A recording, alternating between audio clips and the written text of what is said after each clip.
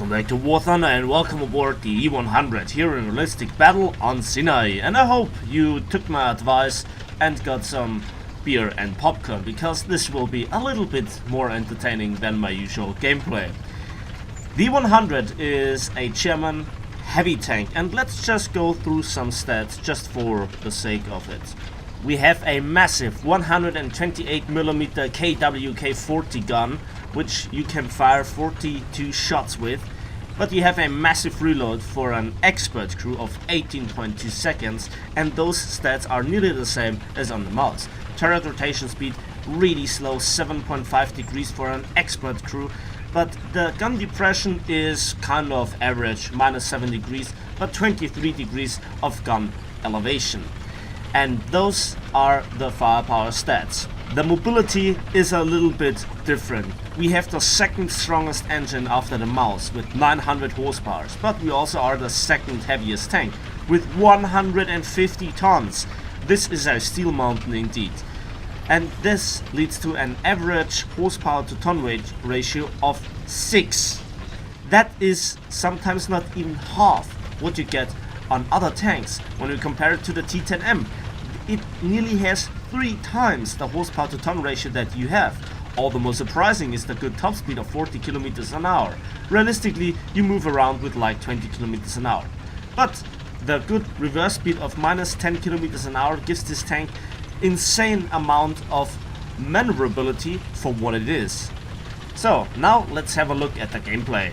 So here I decided myself to go to the right side of the map, going for A, to support some of my tanks. And you can see the E-100 has the insane ability of attracting numerous other medium tanks and pulling off snapshots like that. That was pure skill, believe me. I said that was pure skill. Why do you look at me like that? Okay, that was a tiny little bit of luck being involved. Let's move on to A. The second thing that you have to know about the firepower, that the E-100 does have a 75mm gun, which can fire either HE or heat shells. Now with the hull brake mechanic that was recently introduced, this 75mm got even more important. AAA vehicles you can farm for days now. You could do it previously as well, but you know, now it's even better. You can fire one HE shell type with 10mm of penetration, or 2 different heat shell types. One of them has 80mm of penetration, and the 100mm penetration Hochladungsgranate 38C, as it is pronounced in German. Well, it's a little bit different. You have to research it, and believe me that it's worth it. There are so many tactics involved with the 75. You can blind your enemy, you can just try to track him. AAA vehicles you can farm, you can get them out of cover if they fall for the trick that they think you have fired your main gun and they all know about the long reload. And yes, I was just missed by an ATGM and I'm advancing anyways. So overall, the next question would be, is it really something different to the mouse? Yes, as we just could see. This IT-1 got nuked after he just tried to shoot my side skirts, and they can absorb insane amounts of damage. Overall, the side is partially weaker and partially stronger, the hull that is, than on the mouse. The side skirts, however, they just are magic. As you can see, they can absorb ATGMs, and they can also absorb big APHE shells, for example from the T10M, that detonate harmlessly after penetrating the side skirts, but not penetrating the hull itself. Another ATGM misses me, and I got make love, not war. Let's make some love, shall we? And I kill an ISU 152. So, at this point I actually stay for a while in the cap circle. First of all, to get aware of my surrounding. Second of all, to refuel a few ammunition shells. Now why is that? Why do I take not that many rounds with me? Well, there is a difference between the mouse and the E-100. The E-100 can carry up to 42 shells, and like with the mouse, a lot of the warheads and the propellant charges are piled up in the back of the turret, which you should remove, like with King Tigers, for example. The good thing is, unlike on the 10.5 centimeter King Tiger, there are warheads and propellants in the turret. The problem is that the remaining stuff in the hull is not really that much. Overall, you can carry up to 17 rounds with you, and for that there are enough propellant charges in the hull. That is not a lot, and so I try to refill as many shots as I can. Now, this gun is so big and so monstrous that you even don't have to directly hit your opponents to kill them, especially with the HE shell. But what about the APHE shell? This T-62 got out of cover and I killed him. Oh, that was a nice kill. Let's watch that again. This is the moment that I fire. You can see the shell with the nice new traces that got introduced just a few days ago. The shell keeps going and going and going. And there you can see the shell is actually modeled with the type of it. So you can distinguish between HE, heat, and APHE shells. And as I mentioned, the gun is that big and delivers such a huge shell that you do not even have to directly hit your opponents. Yep, I think that's a replay bug. Let's call it a replay bug. That was, of course, pure skill from me. So, let's move on. And that was actually my ace, just like that.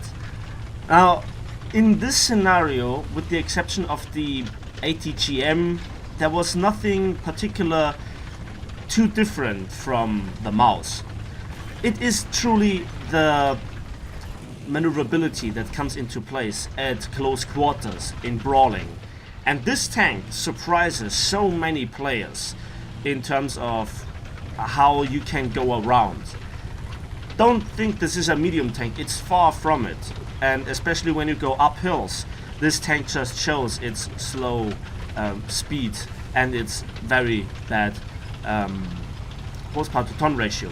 I think this is even below the Doom Turtles horsepower to ton ratio, but I digress. There was a Russian tank. For a second I thought it would be a T-10M. He bounced, like so many people do. Angling your turret is the key aspect of driving both the E-100 and the mouse. And this guy made the foolish mistake to go around the corner like that. In fact, the T-62 is a tank that I don't mind. The worst enemy that you can present to an E-100 and the mouse is the T-54-47. That tank you just can't try to shot trap it, although that is not a safe call and you have to aim very carefully.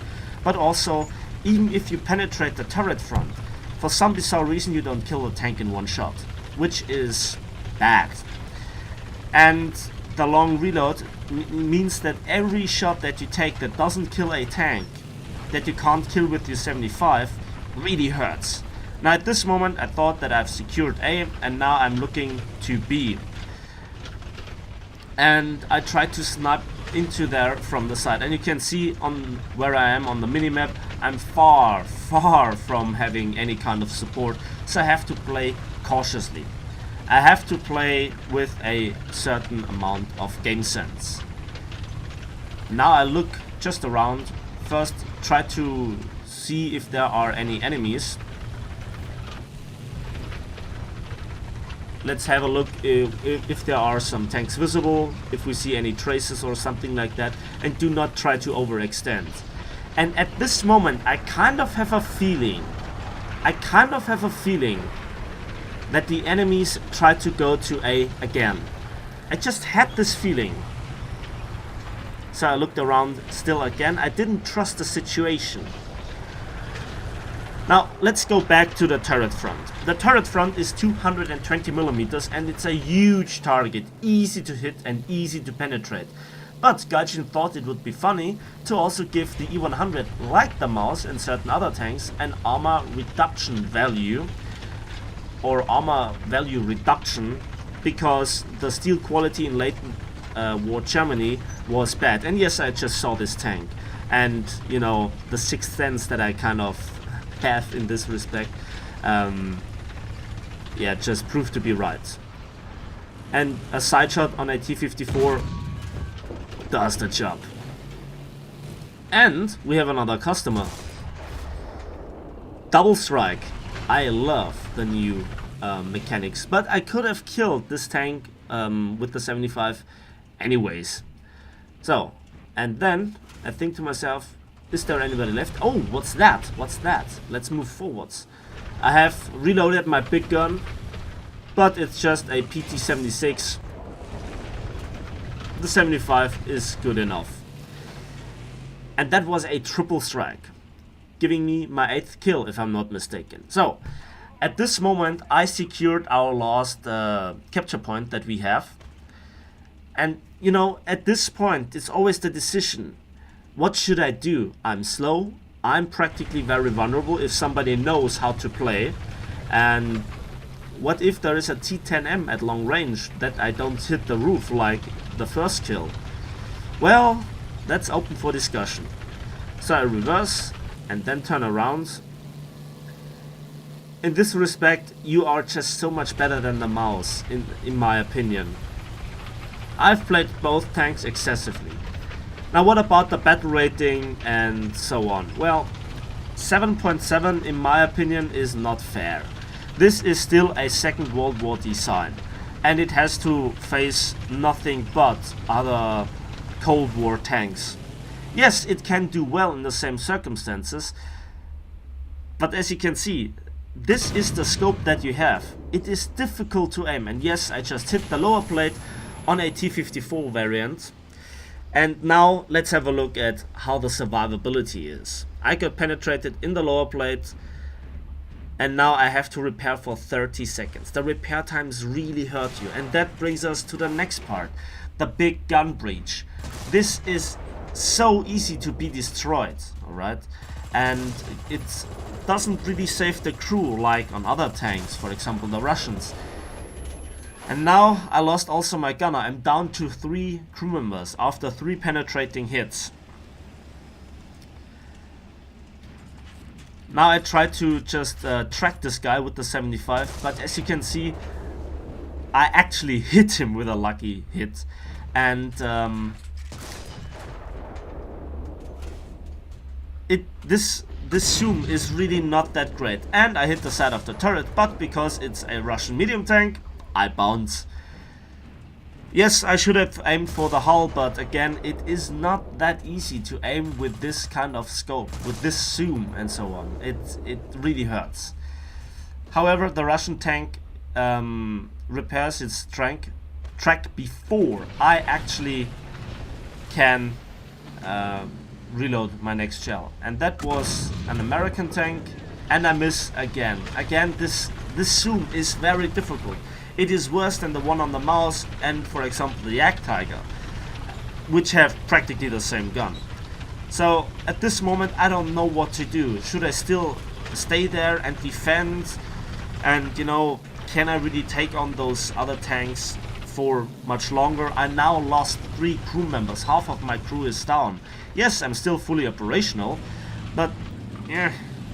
So let's talk again a little bit about the turret. So it got an armor value reduction factor applied to it, and that means you actually can penetrate this turret front with the IS-2's upgraded shell, not the IS-2 mod 1944 with the removed post-war shell.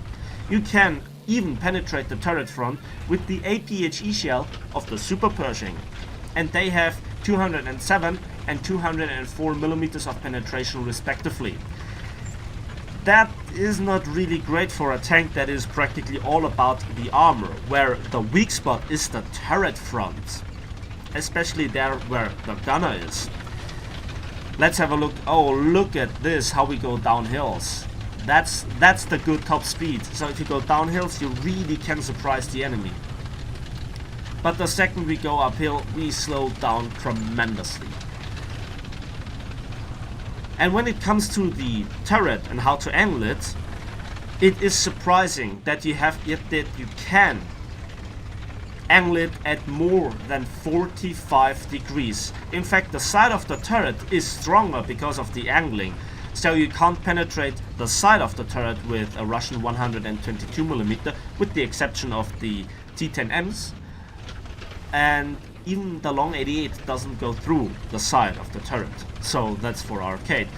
Now I'm so slow, I try to get into the cap circle and I spot an enemy tank. It is a M103 and I hit his turret cheek and nuke him with one round.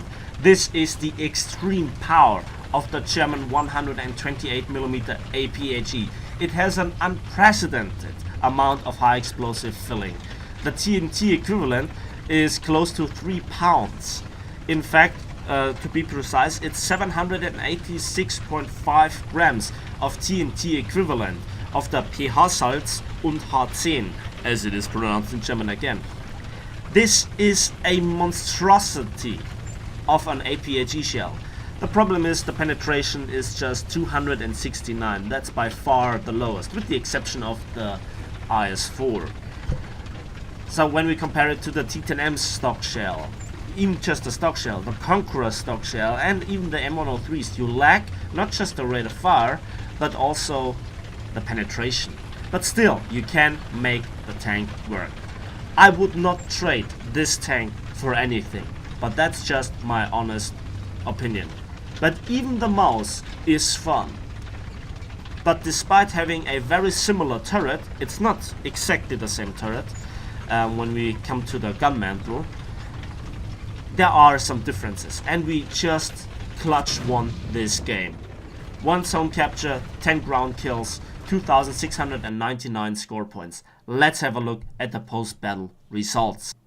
And for my 10 kills and the 1 base that I captured, together with numerous other hits, I got 62,500 silver lines and 9,575 research points. However, there was no booster applied. On other hands, I put a talisman on the E-100. It was that much fun to research this tank.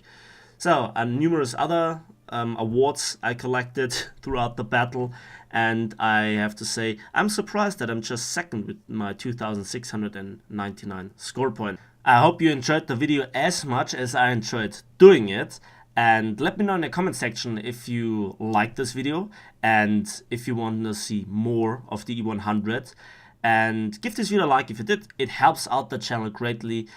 Subscribe if you want to see more, and we will see each other on the battlefields of War Thunder.